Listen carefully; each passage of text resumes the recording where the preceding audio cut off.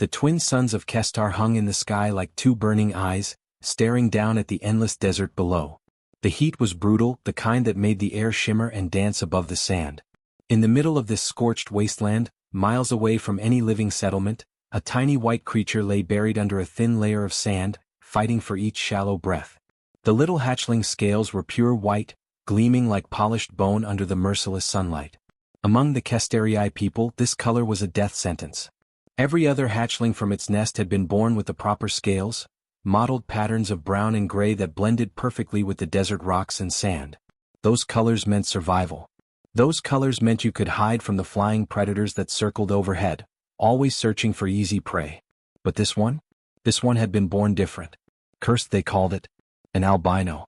Its white scales made it visible from miles away, like a beacon calling every hungry creature in the desert to come and feast. 3 days ago, Elder Vesh had stood before the gathered nest and pronounced the ancient judgment. His voice had been cold, emotionless, final. The pale ones bring death to the nest. They attract predators. They cannot hunt. They cannot hide.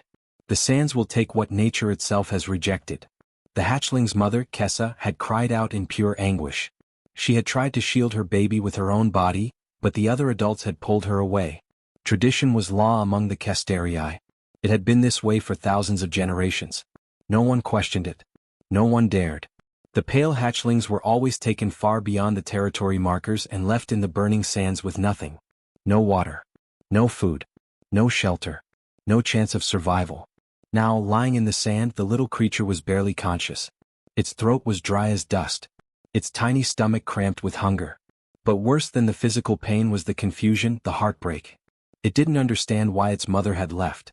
It didn't understand why the warm nest was gone, replaced by scorching sand and loneliness. All it knew was an overwhelming emptiness, a sadness so deep it hurt more than the burning sun. The hatchling had tried to dig deeper into the sand to escape the heat, but it was too weak now. Too tired. Its small body had given up. Death would come soon, probably by nightfall when the desert predators came out to hunt. Then, cutting through the heavy silence, came a sound the hatchling had never heard before. A mechanical roar, loud and powerful, shaking the very air. The tiny creature's membrane-covered eyes cracked open just slightly as a massive shadow fell across the sand, blocking out the twin suns. The temperature dropped immediately in that blessed shade. A battered cargo transport ship descended through a cloud of dust and sand. The hull was old, covered in scorch marks and welded patches from years of hard use. The landing gear extended with a hydraulic hiss, and the ship settled onto the desert floor with a heavy thud that sent vibrations through the ground. Inside the cockpit, the pilot leaned forward to study his scanner readouts with confusion written all over his weathered face.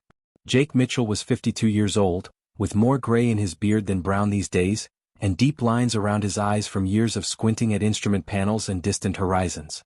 Biosignature out here? He muttered to himself, tapping the screen to make sure it wasn't malfunctioning. That can't be right. Nothing lives this far from water. He sat back in his chair, scratching his beard while he thought. He was already 2 days behind schedule on this cargo run. The company wouldn't be happy if he delayed even more. But something about that biosignature bothered him. It was weak, fading, but definitely there. Maybe it was a person. Maybe someone's transport had broken down and they were stranded. Jake made his decision. Company schedule can wait 15 minutes, he said to the empty cockpit. The cargo ramp lowered with a mechanical whine, and Jake's boots hit the sand with a satisfying crunch. He'd been hauling freight across Kestar for 3 years now, running supplies between the mining colonies and trade stations. 3 years was long enough to know this desert planet well. Long enough to know that nothing, absolutely nothing, survived this far from the water settlements. His right hand automatically rested on the plasma pistol holstered at his hip as he walked toward the faint heat signature his sensors had detected. You couldn't be too careful out here. What he found made him stop dead in his tracks, his breath catching in his throat. A creature no bigger than his forearm lay half buried in the sand, its scales pure white like bleached bone. Its tiny chest was moving, barely rising and falling in quick, shallow breaths. Jake had seen plenty of Kestarii during his time on this planet. They were the dominant species here, proud, territorial, reptilian beings who controlled most of the major trade routes in this sector. But he'd never seen one that looked like this. Never seen one so small, so helpless, and certainly never seen one that was completely white. Jesus, Jake whispered, dropping to his knees beside the dying creature. Sand pressed into his pants but he didn't notice. "What the hell are you doing all the way out here, little guy?" The hatchling's eyes opened slowly, revealing pale blue irises clouded with dehydration and exhaustion. It saw Jake hovering above it, this strange creature with smooth skin and weird fur on its face. The hatchling tried to hiss, tried to look threatening like its mother had taught it, but all that came out was a weak, pathetic rattle from its dry throat. Jake didn't waste another second. His training kicked in. He'd done emergency rescues before, pulled miners from collapsed tunnels, treated radiation burns, kept people alive when their ships went down. He knew what dehydration looked like. He knew this little thing was dying. He scooped up the tiny creature with both hands, surprised by how light it was, how fragile. He quickly pulled off his jacket and wrapped the hatchling in it, protecting those white scales from the brutal sunlight. Then he turned and ran for his ship as fast as his aging legs would carry him, his boots kicking up sand with every step. The hatchling lay limp in his arms, barely moving but still breathing. Still alive. For now. The cargo bay wasn't designed for living creatures, much less a dying alien hatchling. But Jake Mitchell had hauled freight through half the galaxy, and if there was one thing he'd learned, it was how to improvise. He moved fast, his hands working with practiced efficiency even as his mind raced with questions about what he'd just found in the desert. He cleared out one of the smaller storage compartments, shoving aside boxes of mining equipment and spare parts. The metal walls were cold and unwelcoming, so he grabbed thermal blankets from the emergency supplies and lined the space, creating something that looked almost like a nest. From the equipment locker, he pulled out portable heat lamps, the kind used to keep machinery from freezing during deep space runs, and positioned them carefully to create a warm zone without making it too hot. The hatchling lay limp on the floor where he'd set it down, its white scales dull with dust and dehydration. Jake filled a shallow maintenance pan with clean water and slid it close to the creature's head. For a moment nothing happened. Then the hatchling's nostrils flared, catching the scent of water, and its eyes snapped open. The little thing drank like it had never tasted water before, its long tongue lapping desperately at the liquid. It drank so much and so fast that Jake worried it might make itself sick, but he didn't have the heart to pull the water away. When the pan was finally empty, the hatchling simply collapsed right there, its tiny body going completely still except for the steady rise and fall of its breathing. "Easy there," Jake said softly, kneeling beside it.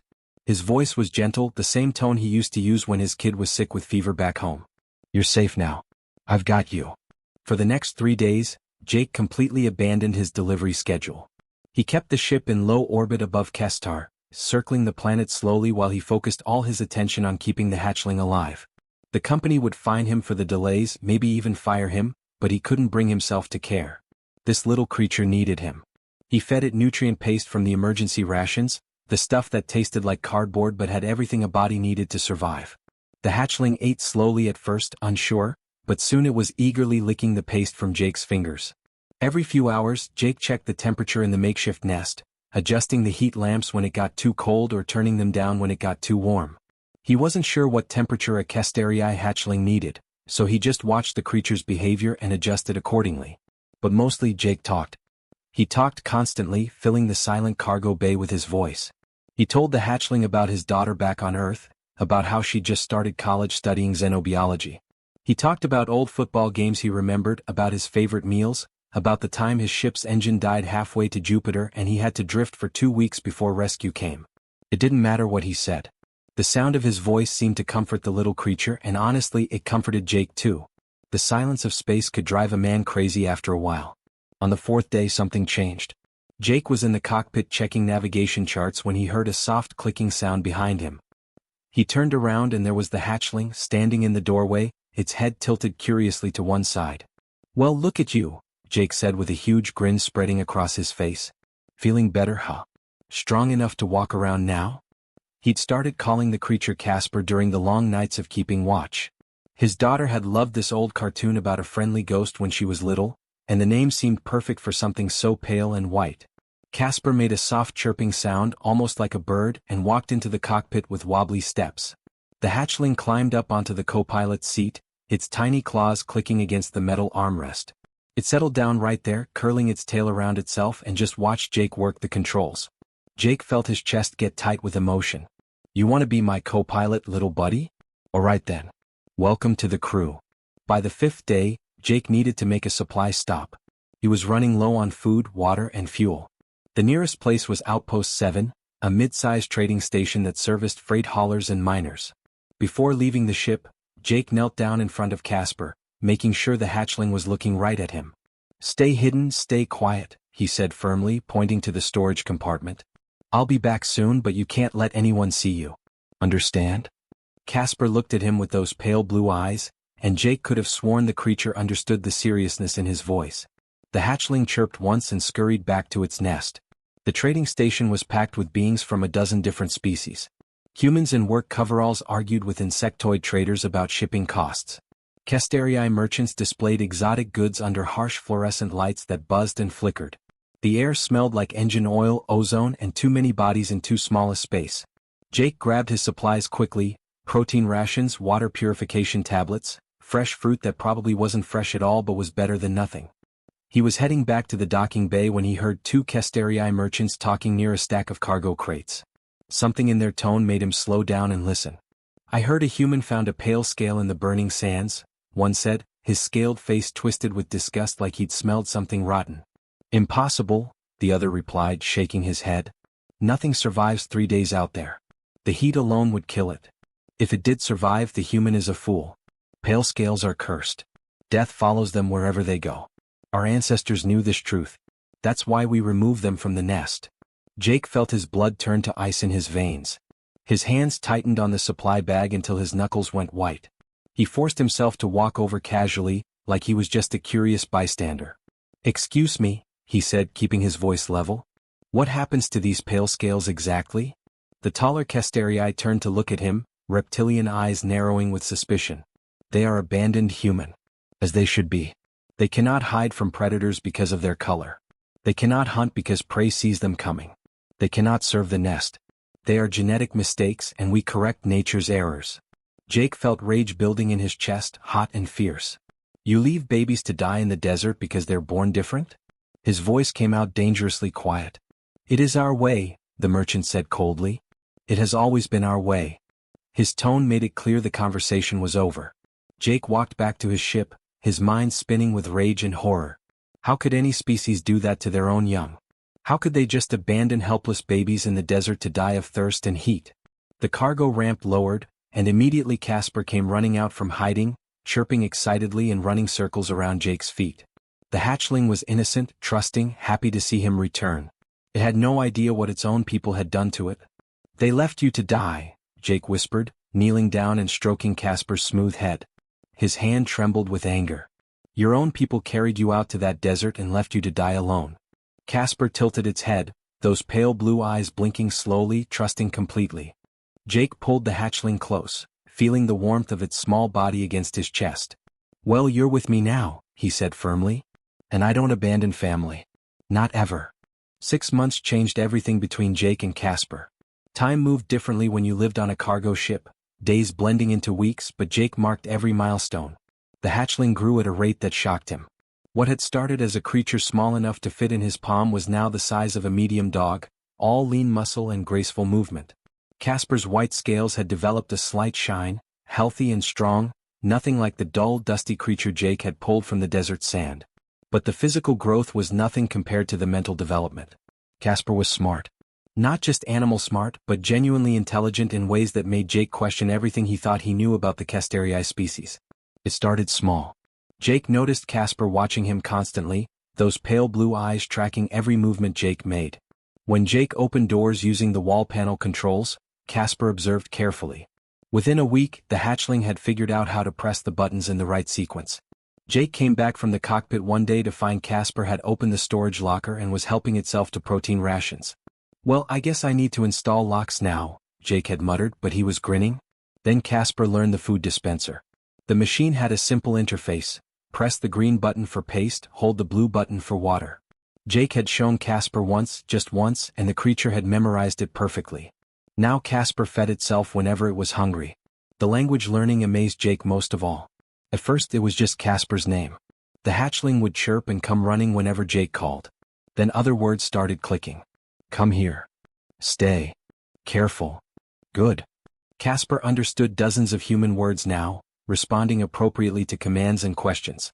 Sometimes Jake swore the creature understood entire sentences.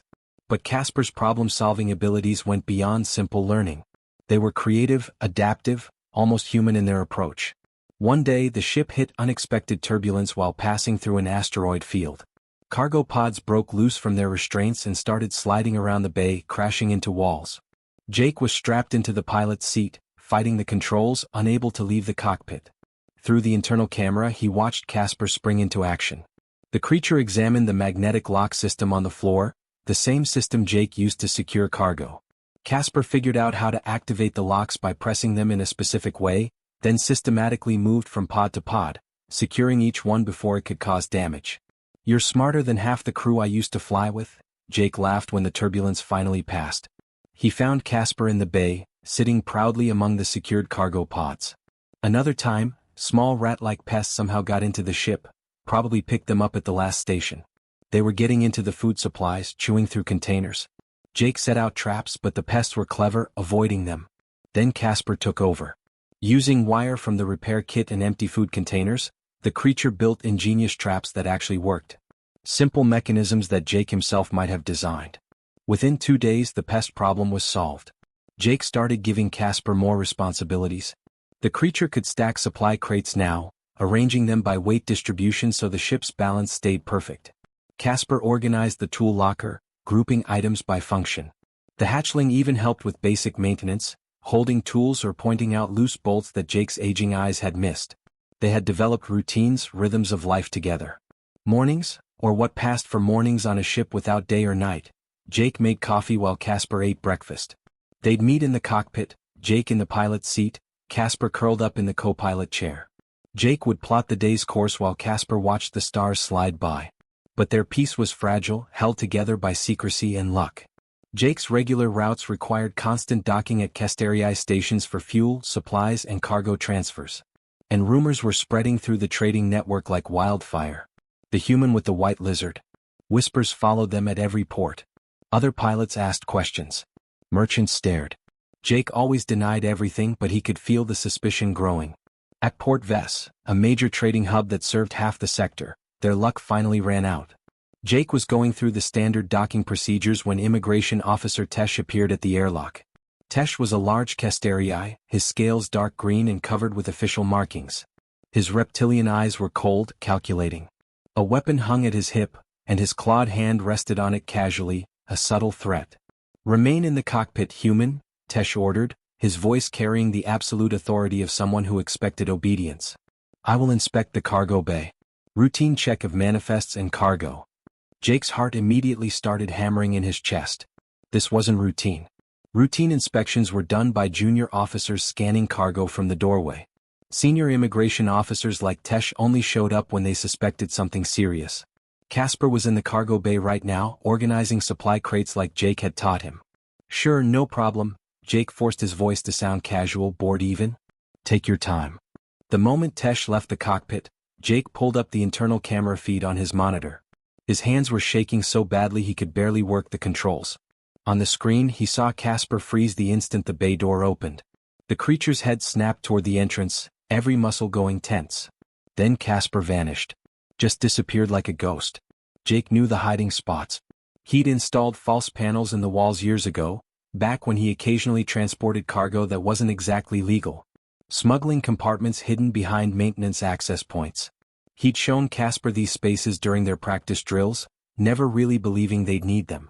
Through the camera, Jake watched Tesh move through the bay with methodical precision. The officer scanned cargo containers, opened sealed boxes, checked identification numbers against his digital manifest.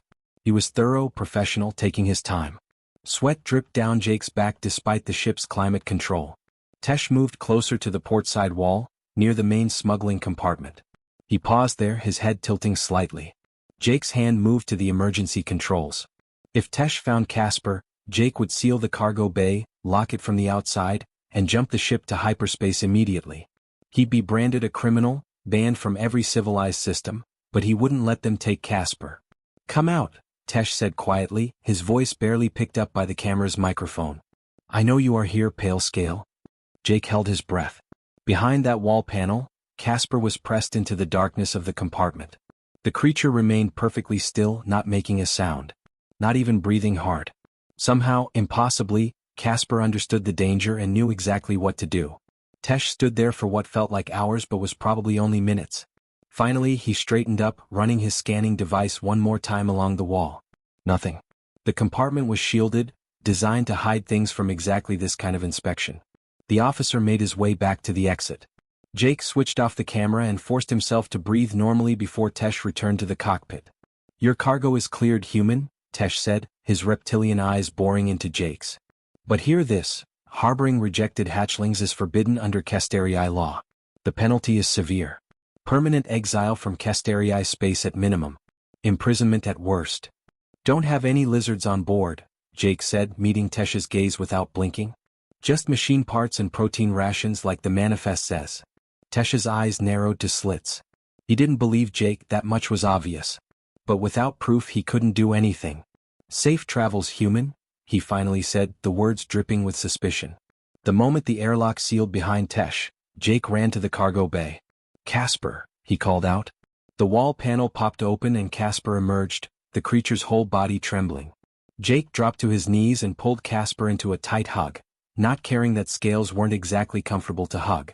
"You brave, brilliant kid," Jake whispered into Casper's neck. "You understood everything. You knew exactly what to do." Casper made a low rumbling sound deep in its chest, something between a purr and a growl. It was a sound Jake had come to recognize. Trust. Gratitude.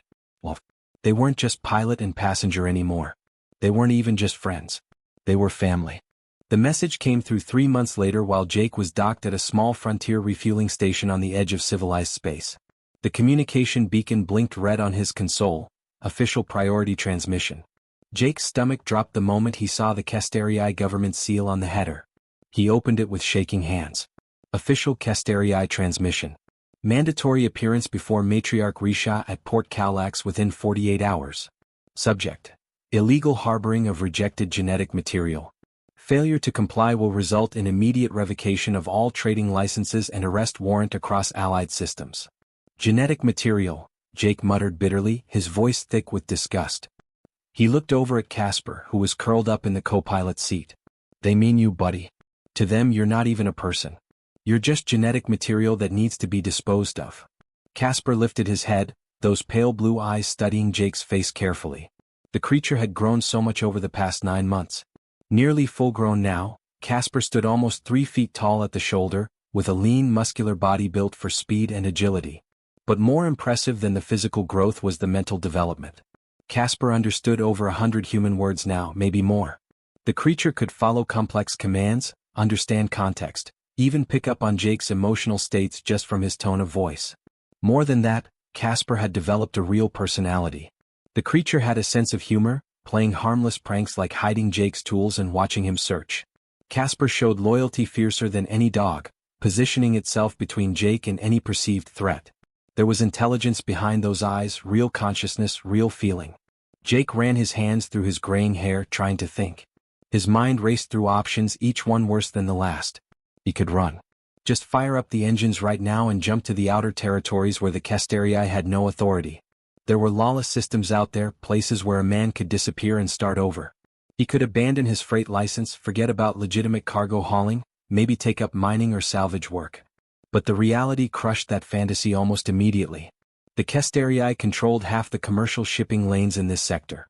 Their trading network stretched across dozens of systems. If Jake ran, they'd blacklist him. No station would give him fuel.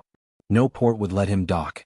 He'd be broke within months, hunted by bounty hunters, living on the run forever.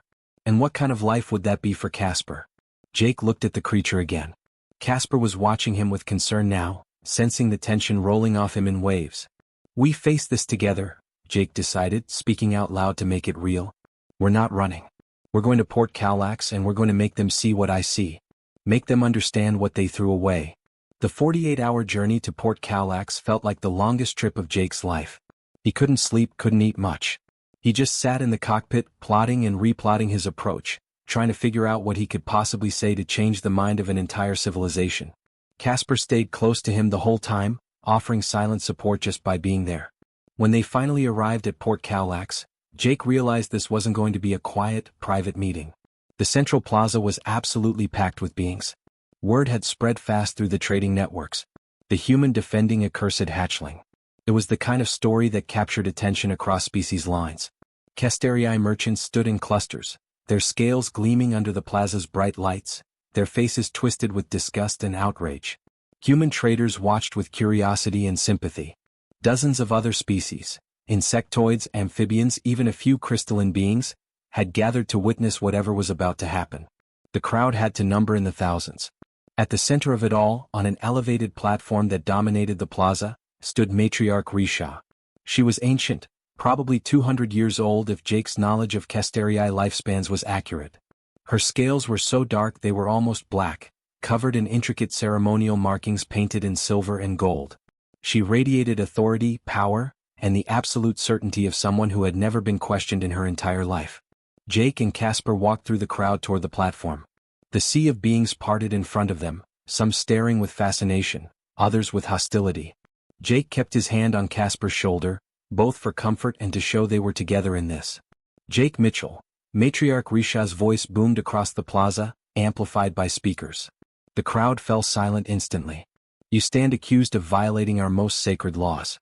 The pale scale you harbor is an abomination against nature. It must be surrendered immediately for ritual cleansing. Jake's jaw clenched. Ritual cleansing, he called back, his voice carrying across the silent plaza. Let's call it what it really is. You mean execution. You want to kill him because he's different. We show mercy, Risha replied, her tone cold and absolute. The pale scales cannot survive in nature. They are visible to predators. They cannot hunt. They cannot hide. They endanger the entire nest by attracting death. We end their suffering quickly rather than let them die slowly. Mercy? Jake's voice cracked with raw anger and pain. You want to talk about mercy? I found Casper dying in the burning sands after your people left him there. A baby, barely hatched, abandoned with no water, no food, no shelter. Left to bake under your twin sons for 3 days until he was almost dead. That's not mercy. That's cruelty. That's murder. The crowd murmured, waves of reaction rippling through the different species. Some Casterii hissed in outrage at Jake's accusation. Others remained silent, thoughtful.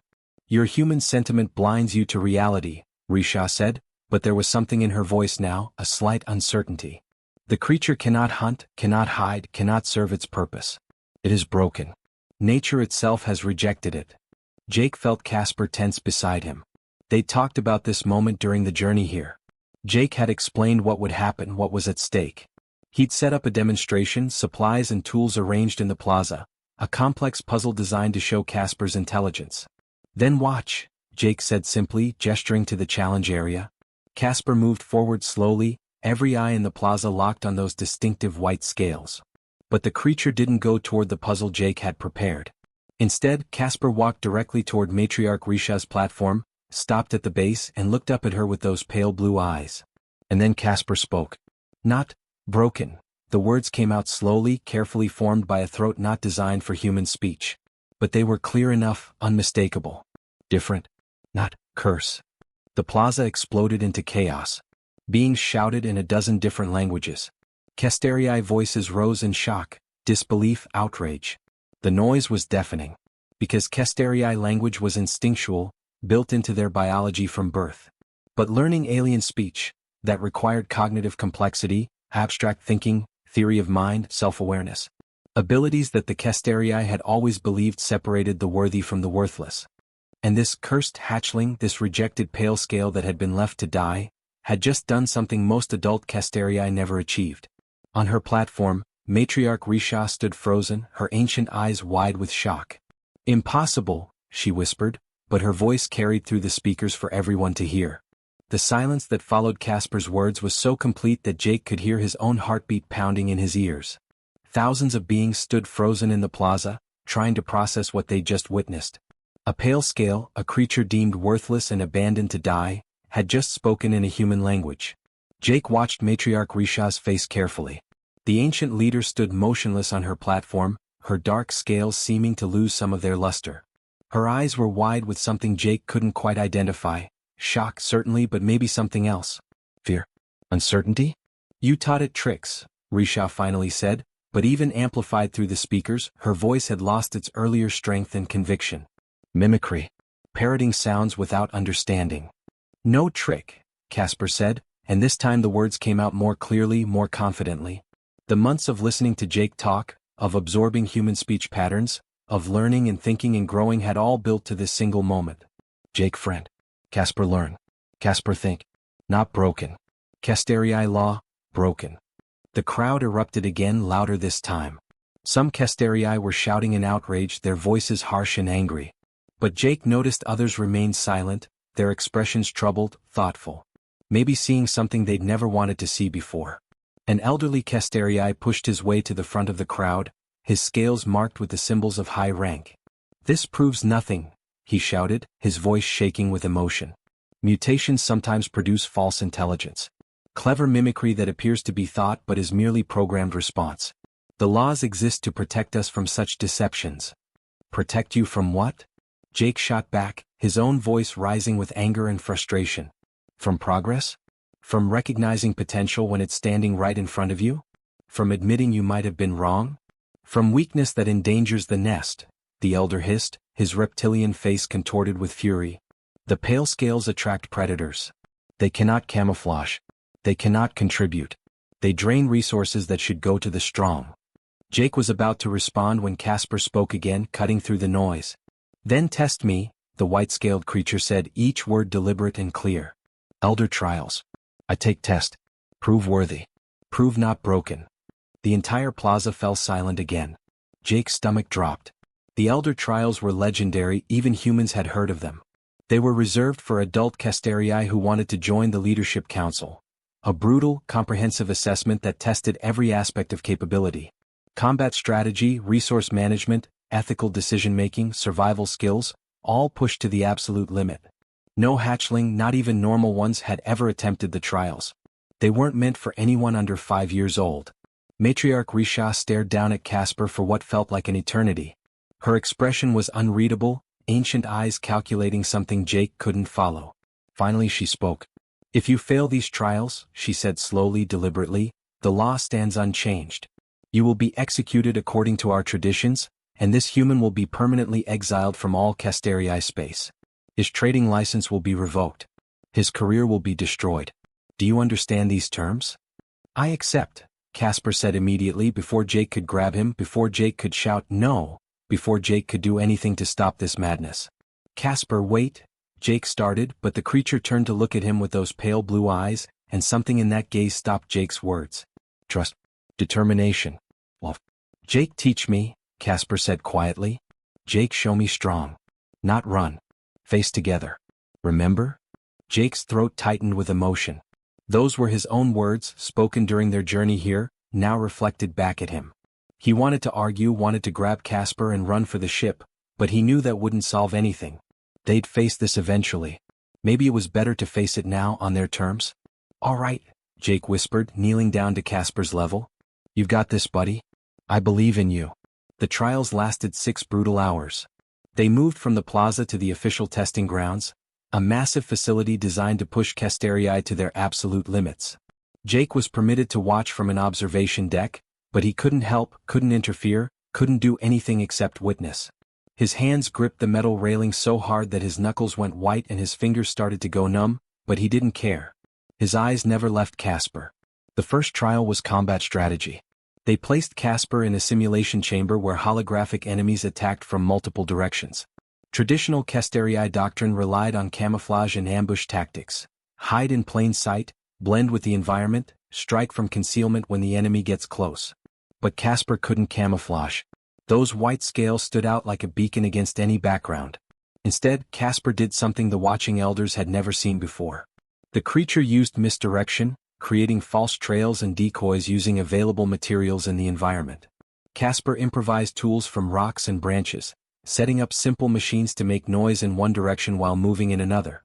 These were human tactics, things Casper had learned from watching Jake repair equipment, solve logistical problems, think outside the box. The elders murmured among themselves, clearly surprised. The second trial tested resource management. The scenario was harsh: limited food, limited water, limited shelter materials. Traditional Casterii survival doctrine was simple. Secure resources for yourself first, hoard what you can, protect your supply at all costs. Individual survival above all else. Casper approached it completely differently.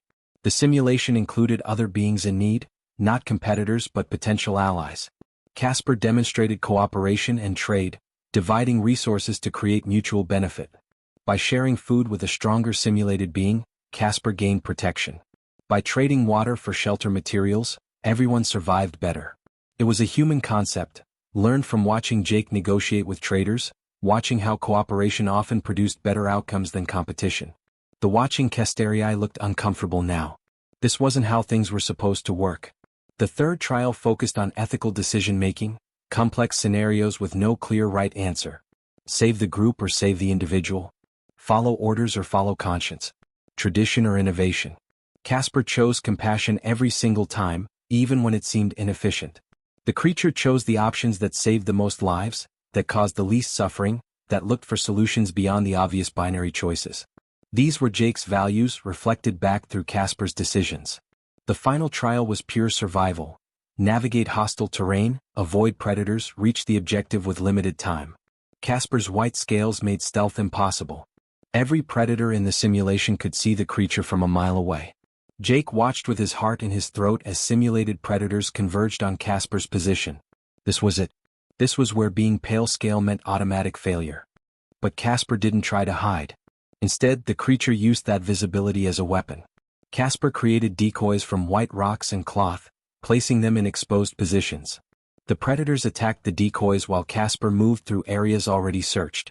Casper dug false trails leading nowhere, used the very thing that was supposed to be a weakness and turned it into an advantage. When the simulation ended, Casper stood at the objective point, alive and successful. The observation deck was completely silent.